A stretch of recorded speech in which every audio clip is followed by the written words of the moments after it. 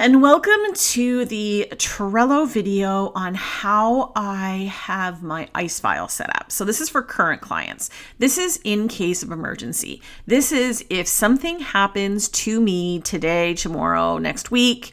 I have one person designated in my life that knows this is the place that they come to get in touch with the people who I'm currently working with. So this is like worst case scenario, succession planning, manifest it.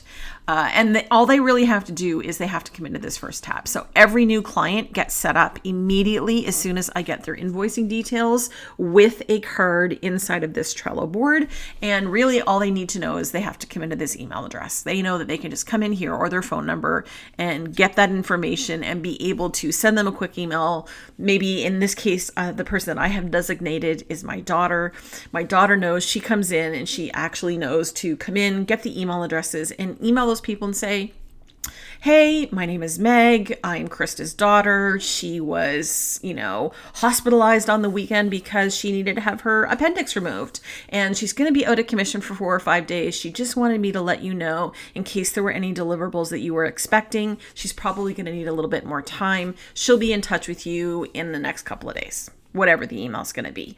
I totally trust her to be able to figure out what to say appropriately, but this is it. This is where people can come if there's an emergency. In case of any emergency, they're going to be able to come and get all the information that they require. Now, what are the things that are in here? I always put their business name with their contact details. I link the proposal. I link the project scope. These are kind of just internal details that I'm adding there. I link to their Google Drive folder.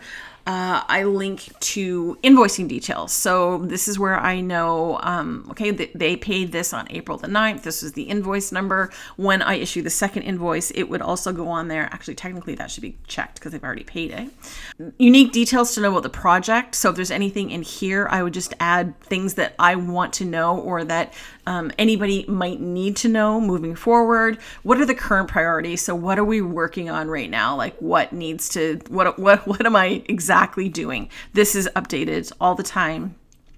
And then if there's any final files, I link to the Google Drive folder where I have those final files, or sometimes I even add those files here. And then, so this is a board of my current clients that I'm working with, that I've already submitted their invoicing details, so they have the cards set up.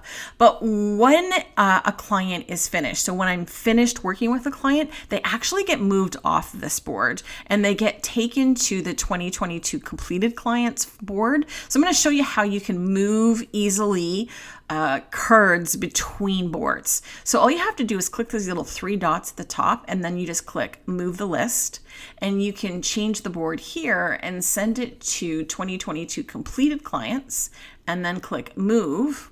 And now if I come into my 2022 completed clients folder and go over to Mel, she's here. So she's at the beginning of this. So these are all my completed clients, and this is Sandra. So now I'm actually going to move her back because she's not completed.